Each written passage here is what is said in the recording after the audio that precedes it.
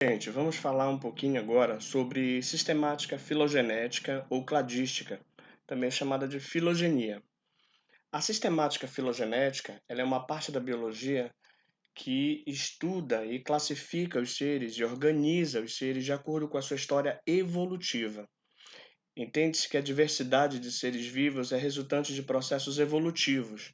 Esses processos evolutivos ocorrem por anagênese e por cladogênese. Vamos lá.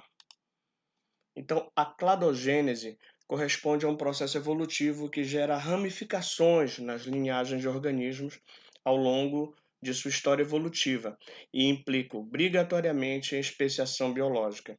Então, cladogênese, um fenômeno cladogênico, é quando uma população foi separada, foi dividida em duas outras populações. E ao longo do tempo, essas populações vão se modificando e originando novas espécies. Esse processo se chama especiação biológica.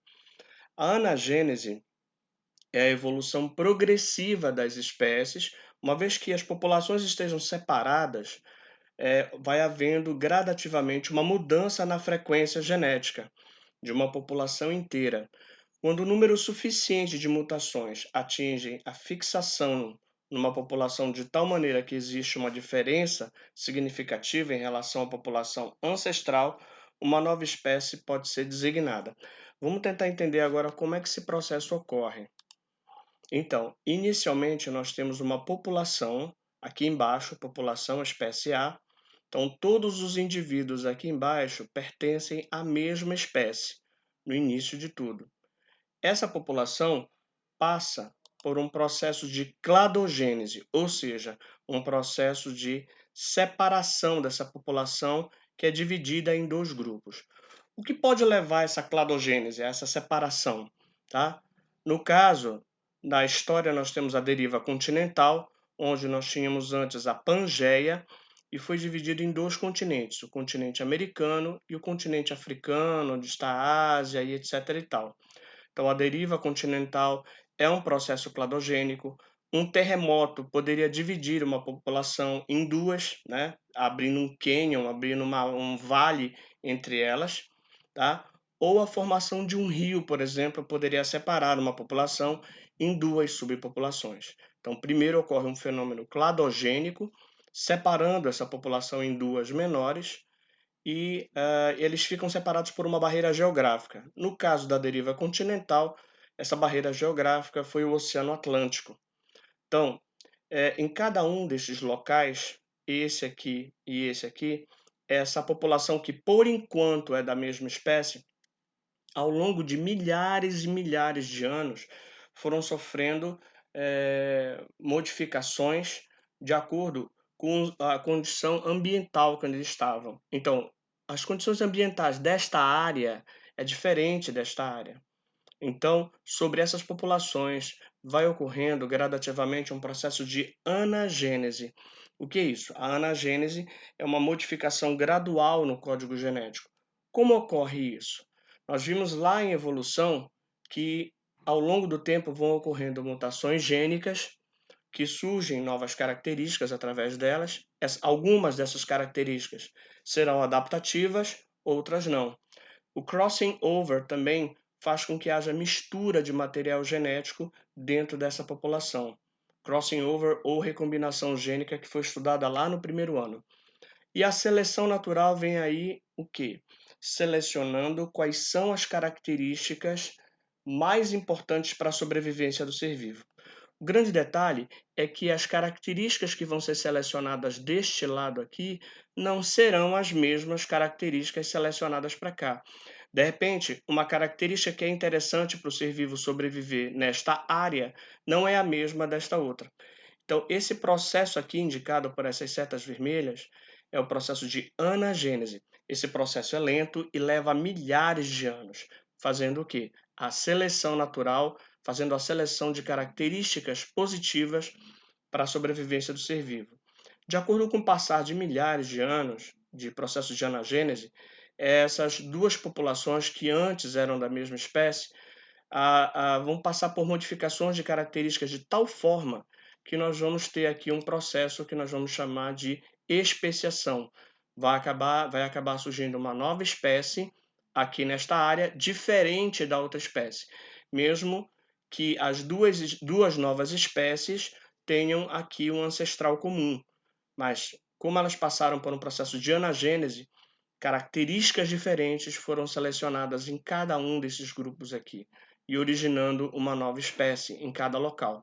O nome desse processo é especiação. E a partir daqui, nós dizemos que as espécies estão isoladas reprodutivamente. Quando ocorre esse isolamento reprodutivo, que as espécies não conseguem mais se reproduzir, nós dizemos que houve a formação de uma nova espécie. A filogenia, a cladogênese ou filogenia, ela representa também a evolução, a história evolutiva do ser através de árvores filogenéticas.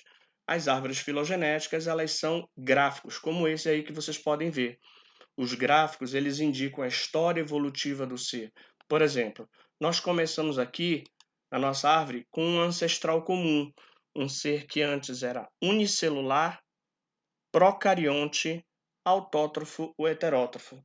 Esse ser unicelular, procarionte, autótrofo, heterótrofo, bem aqui, quando ocorreu um processo de cladogênese, de separação, originou o primeiro reino que nós tínhamos conhecimento, que é o reino Monera, que são seres unicelulares, procariontes, podendo ser autótrofos ou heterótrofos.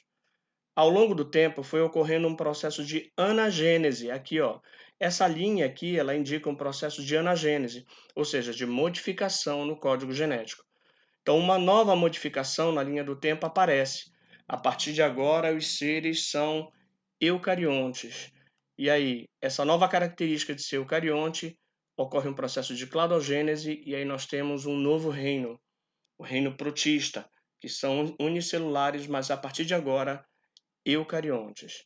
Continuando o nosso tempo evolutivo, surge uma nova característica por anagênese. Os seres passaram a surgir seres unicelulares ou pluricelulares, sendo heterótrofos. Ocorrendo um novo fenômeno cladogênico, nós tivemos a formação do reino fungi, seres que apresentam essa característica. Continuamos a nossa escala evolutiva e ao longo do tempo surge uma nova característica. Os seres passaram a ser pluricelulares e autótrofos. Quem são os seres pluricelulares e autótrofos? Por cladogênese, nós temos o reino vegetal. E aí, continuando o processo evolutivo, por anagênese, nós temos seres pluricelulares e heterótrofos, onde nós chegamos até o reino animal. Então, observem que ao longo do tempo, por anagênese, por modificações no código genético, tá? Novos grupos foram surgindo. Então, é dessa forma, é essa análise que a filogenia, através de uma árvore filogenética, que é o que vocês veem aqui, representa. Bom, isso aqui é apenas um exemplo para vocês terem uma ideia. Há cerca de 60 milhões de anos, um possível ancestral dos mamíferos que viviam em tocas, tá? Originou os primeiros primatas lêmures e társios. 30 milhões de anos depois, tá?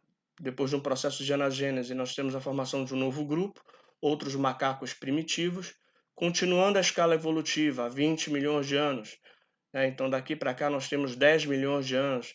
Eu quero chamar a atenção de vocês que o processo de anagênese, de modificação do código genético, não ocorre da noite para o dia, nem em 1 ano, nem em 2 anos, mas leva milhares de anos para isso. Aí formou o gibão, aqui nós temos o orangotango, continuando a escala evolutiva, surgiram os gorilas, e aqui nós temos a formação da nossa espécie, o ser humano, e o chimpanzé, que é a espécie que mais se aproxima da nossa. Nós tivemos aqui um ancestral comum, ok? Bom, sabendo disso, antigamente nós tínhamos os 5 reinos: Monera, protista, fungi, vegetal e animal. E essas são as principais características. Os seres, como eu já comentei, no reino Monera nós tínhamos bactérias e cianobactérias, lembrando que o reino Monera foi dividido em eubactéria, no reino eubactéria, e no arqueobactéria, são seres procariontes, heterótrofos ou autótrofos. No reino protista, nós já temos seres eucariontes, uma nova característica surgiu aqui. Nos fungos, eles são eucariontes, mas são heterótrofos, podendo ser unicelulares ou pluricelulares, sem tecidos organizados. No reino vegetal, eles são eucariontes, autótrofos, conseguem produzir o seu próprio alimento, tá? E aqui no reino animal, eucariontes e heterótrofos, pluricelulares com tecidos organizados. Então essas são as principais características que foram acontecendo, foram surgindo ao longo do tempo. Espero que todos tenham entendido. Um grande abraço.